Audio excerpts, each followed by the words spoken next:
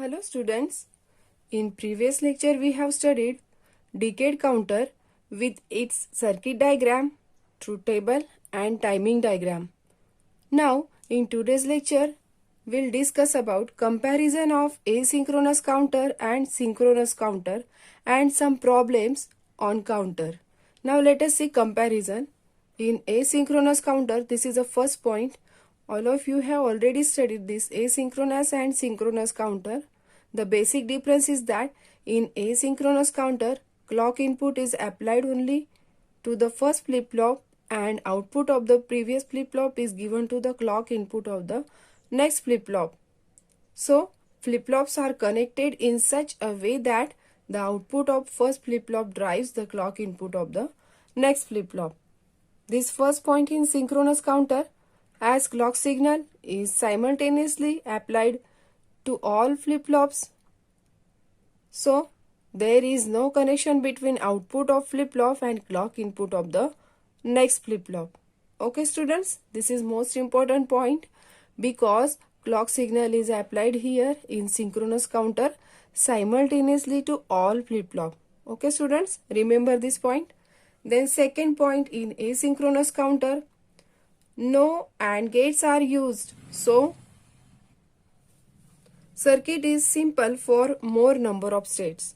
While in synchronous counter, as we know that AND gates are used here. So, as AND gates are used, with increase in number of states, circuit becomes complicated in synchronous counter. In asynchronous counter, third point, here overall propagation delay. This propagation delay is given by PD is equals to N into TD. This T suffix D is given by the propagation delay for each flip-flop, while N is equal to number of flip-flop.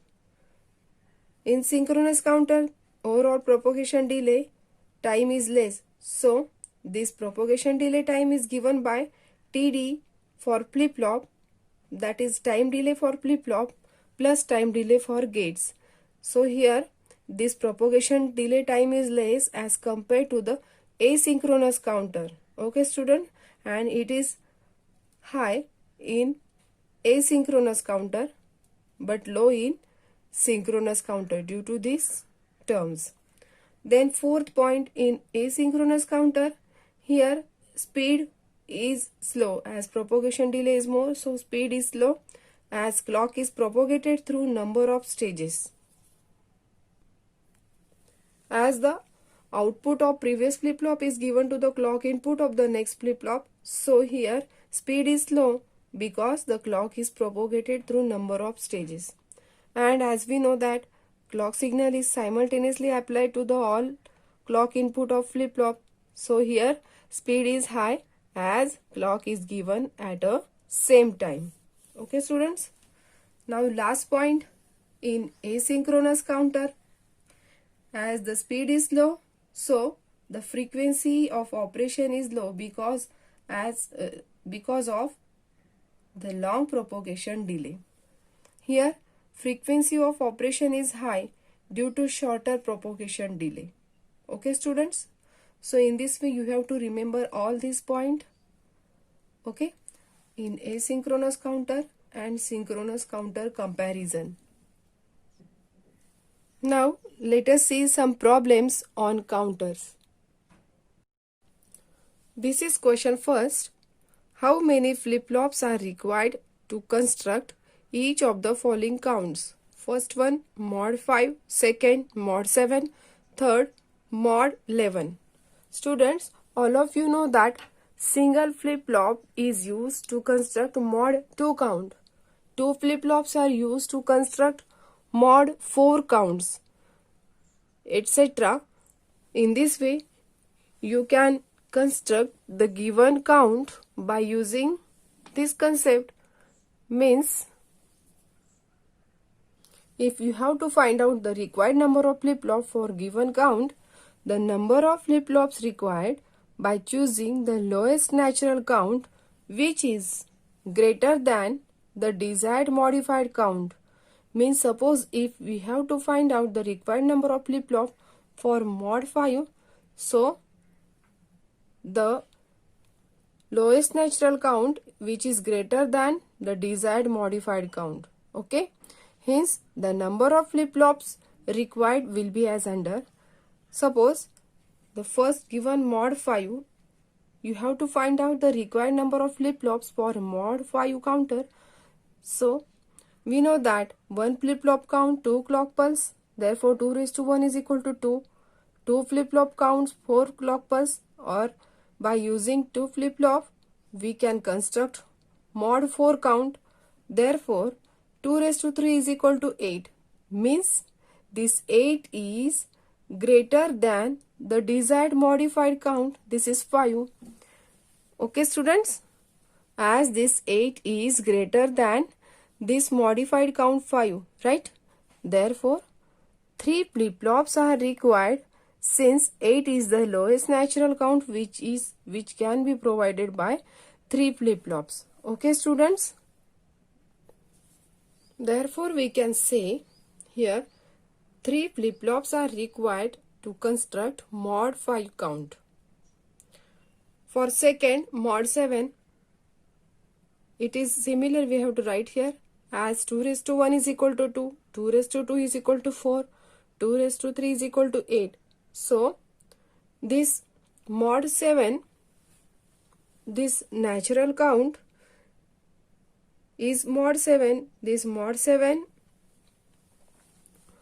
counter requires 3 flip-flops, okay, to construct this mod 7. For construction of this mod 7, here 3 flip-flops are required because this given count here mod 7 and 2 raised to 3 is equal to 8. So we can say that this 8 is nothing but lowest natural count and it is greater than that of the desired this modified count. Therefore, 3 flip-flops are required to construct mod 7 count. Now, third one, mod 11. In the similar way, you can write up to 2 raised to 3 is equal to 8. 2 raised to 1 is equal to 2, 2 raised to 2 is equal to 4, 2 raised to 3 is equal to 8. Still, this 8 is not greater than that of this mod 11. But when we'll write 2 raised to 4 is equal to 2 raised to 4 is equal to 16. 2 raised to 4 is equal to 16. So this is the lowest natural count which is greater than that of the desired modified count, that is mod 11. Therefore, we can say that 4 flip-flops are required to construct mod 11 count. Okay, students? In this way, you can solve any problem, any given mod 5 and its required number of flip-flops. Okay, students? Only you have to remember that the condition is what?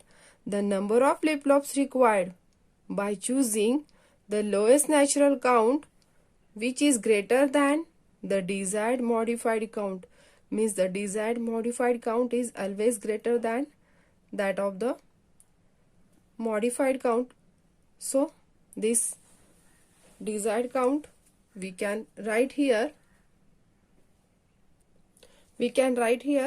This 2 raised to n is greater than or equal to desired counts. So, we'll find out the required number of flip-flop with the help of this condition. Okay, students? Now, let us see next problem.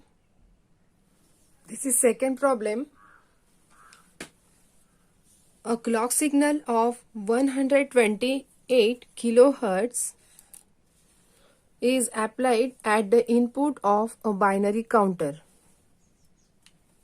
Frequency at the output of last flip-flop is 128 kilohertz. What will be the maximum number of counts that can be recorded by this counter?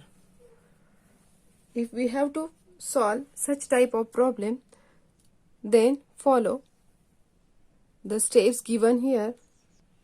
As we know that in binary counter, the output frequency of each flip-flop is half of its input frequency. Means we can say that suppose if we apply the 128 kilohertz frequency signal to the first toggle flip-flop, then the output frequency will be 64 kilohertz. Means output of first toggle flip-flop is given by 128 kilohertz divided by 2. It is 64 kilohertz.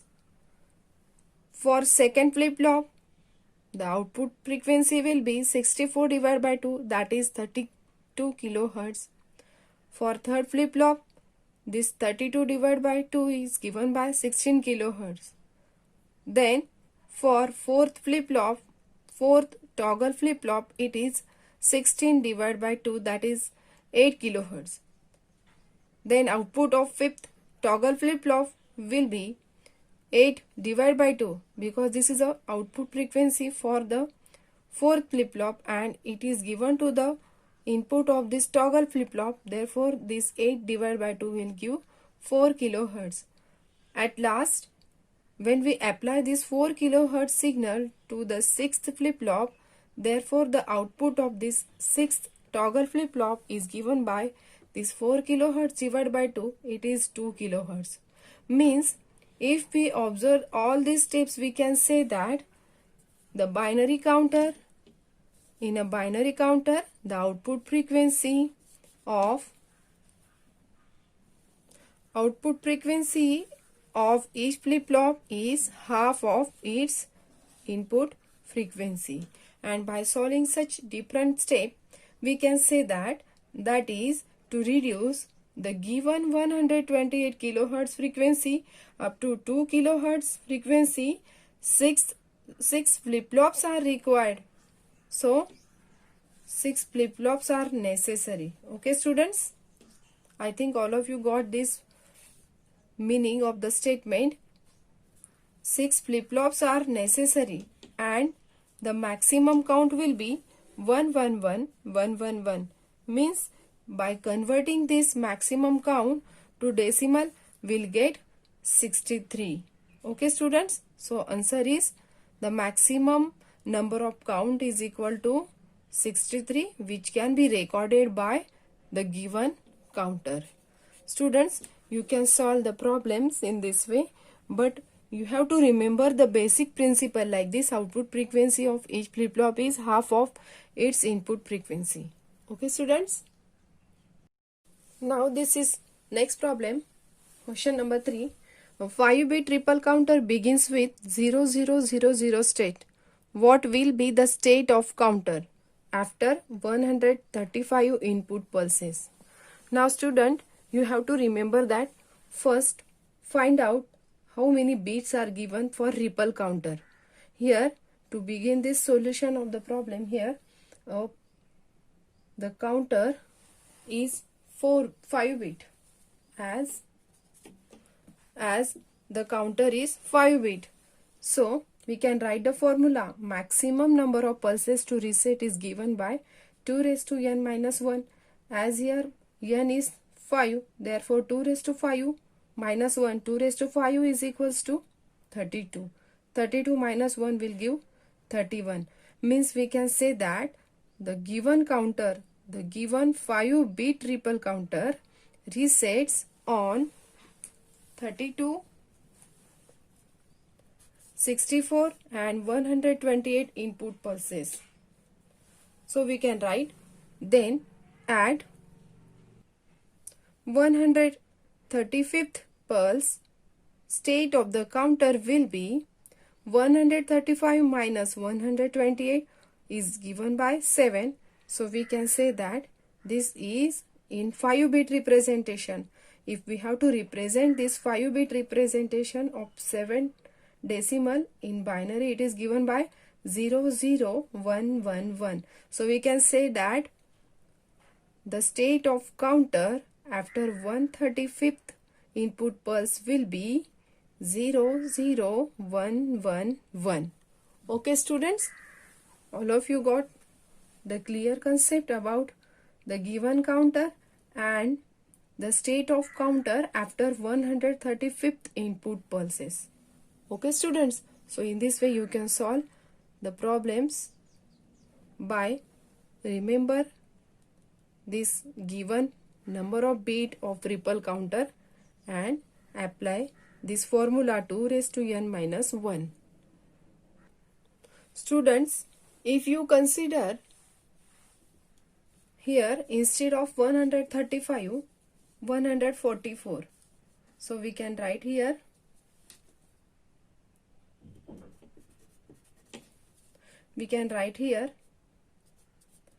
then at 144th pulse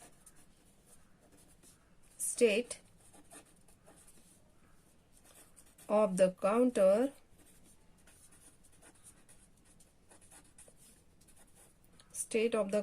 will be 144 minus 128, and it is given by 16. And if we have to represent this 16 in case of 5-bit representation, then it is given by 10000. So we can say that after 144th input pulse, the output state is 10000. Okay students, if this digit get changed, instead of 135, if it is 144, 150, whatever the number given, just you have to subtract that given number. You have to subtract 128 from the given number, then you will get the decimal, and you have to represent that decimal in the form of 5-bit representation, because here the counter is 5-bit. If it is 6-bit, you can represent the data by incrementing one more digit at the left side. Okay students? So in this way you can solve different type of problems. This is next problem. The frequency of a clock signal is to be reduced from 80 kHz to 5 kHz. How can this be done? By using ripple counter. Explain using block diagram. Students, first you have to decide what is given and what we have to find out in the problem. Here the frequency of clock signal is given here 80 kHz, and we have to convert this 80 kHz into 5 kHz, and the condition is that ripple counters we have to use. Okay, and we have to draw the diagram, block diagram also. So as the input clock frequency is here 80 kHz, we can convert this 80 kHz to 5 kHz by using decade counter and mod 16 counter in the following ways, like this. Here, if we give this 80 kHz frequency to this decade counter this decade counter 1 first, then this decade counter converts the given frequency into 8 kHz. As this is decade counter, means it is divided by 10, and by dividing 10, this convert the 80 kHz frequency into 8 kHz. Then again, if we apply this 8 kHz frequency to the next decade counter second,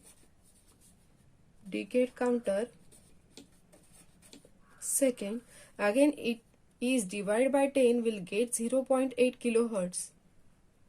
And if we apply this 0.8 kHz to again the third decade counter,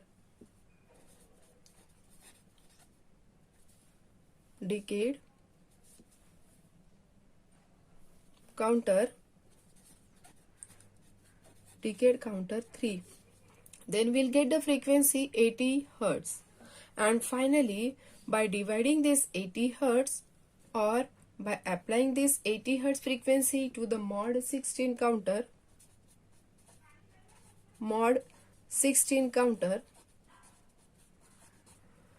so this mod 16 counter means divide by 16, so 80 divided by 16 will get finally 5 kHz frequency. it is 5 hertz, not 5 kilohertz. Okay, students? So in this way, if we use 3 decade counter and a mod 16 counter, then the given frequency, that is 80 kilohertz, can be converted to the 5 hertz. Okay, students? Now let us see, decade counter divides the input clock frequency by 10. So output of decade counter is 18 divided by 10. What we get? 8 kilohertz.